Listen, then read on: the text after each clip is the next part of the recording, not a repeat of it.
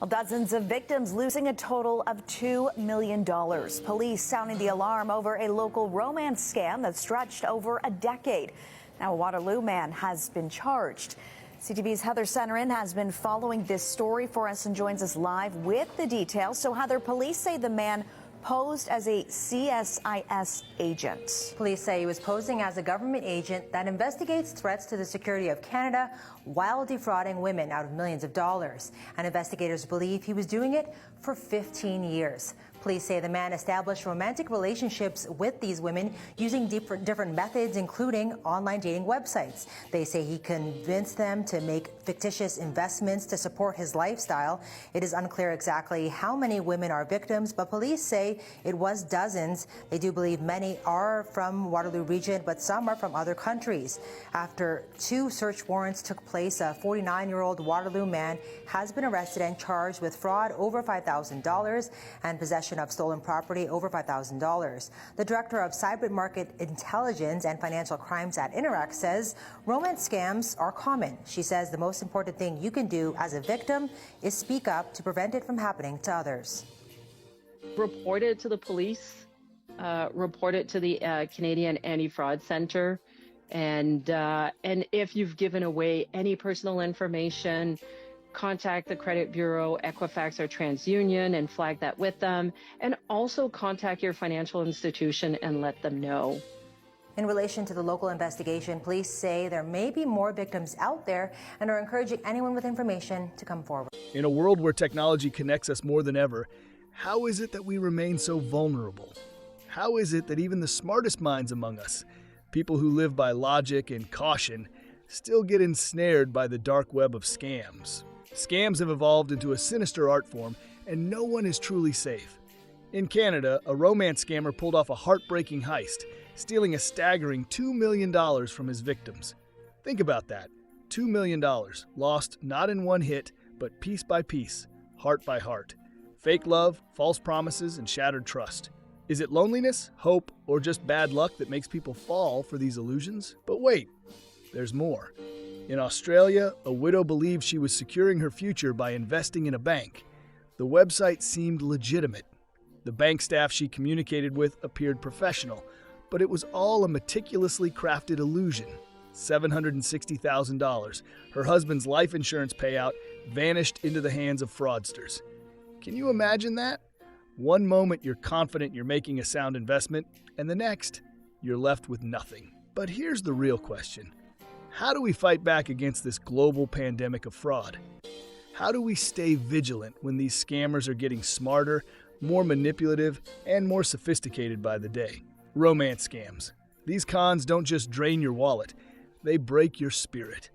Victims believe in a love story carefully crafted by a fraudster's lies. Could you recognize a fake relationship before it's too late? Business scams. These cons prey on moments of trust and hope. Fraudulent websites, fake bank staff, and convincing promises can trap even the most careful investors. Could you spot a scam before the damage is done? In a world where $2 million in love and $760,000 in investments can vanish with a click, trust becomes a fragile thing.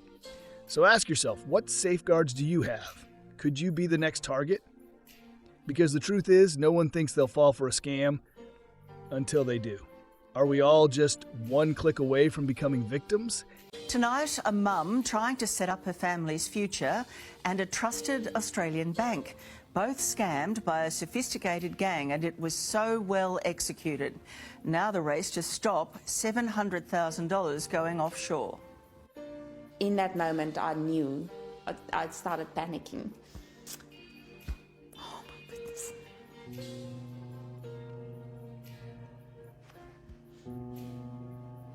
I knew I was caught out.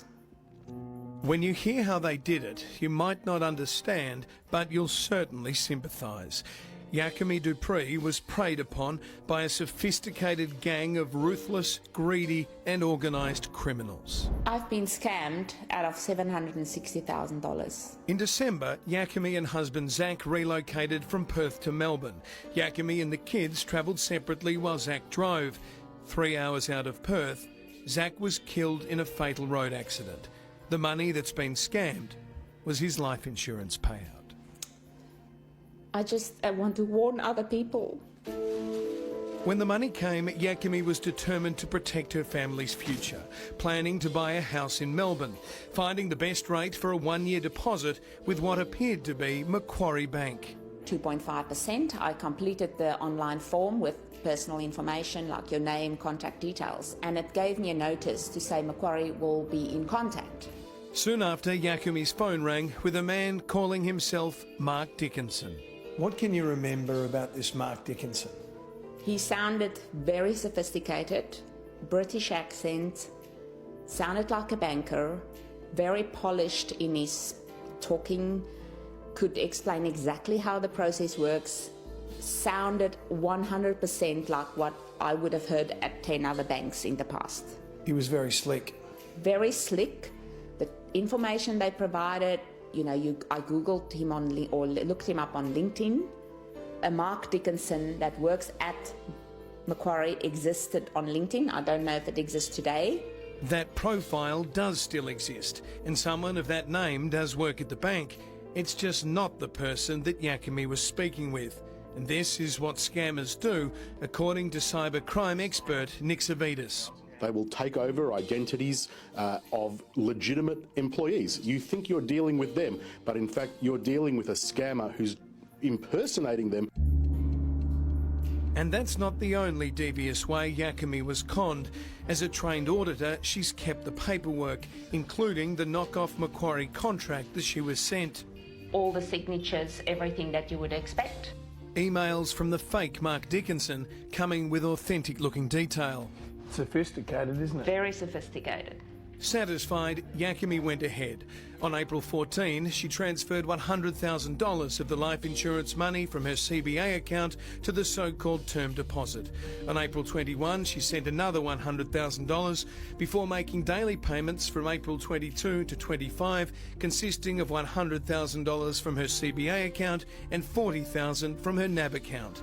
Later, on the 25th, Yakumi had a sinking feeling. They are super good at what they do. It appears Yakumi signed up on an imitation Macquarie website run by the scammers. She's since raised the issue with the Commonwealth, NAB and government investigator AVCA in the hope the funds can be frozen before it's too late. Meanwhile, her son Herc has been her rock as Yakumi prays for a miracle. It's been very rough, but I gotta stay strong for my mum and my sister, make sure they're right. Yeah.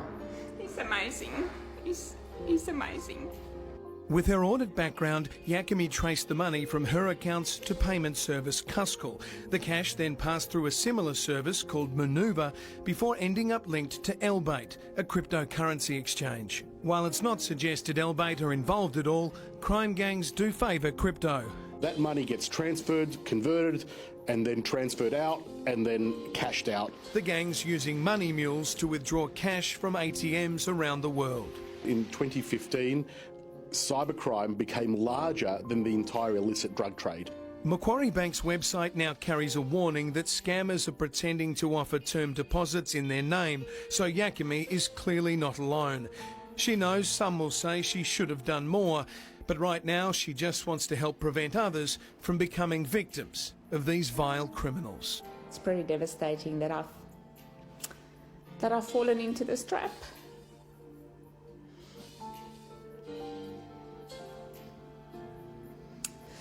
But it's even more devastating that there's nowhere you can turn. Both the Commonwealth Bank and the NAB have told us its recovery process is underway. We're going to stay on the case. Thank you for watching. I'd love to hear your thoughts, ideas, and suggestions. Have you or someone you know experienced a scam? How can we protect ourselves better? Share your opinions in the comments below. And if you found this video insightful, don't forget to like, subscribe, and share it with your friends. Check out more fascinating content on the channel before you go. There's always more to learn and discuss here. Stay safe, stay informed, and I'll see you in the next video.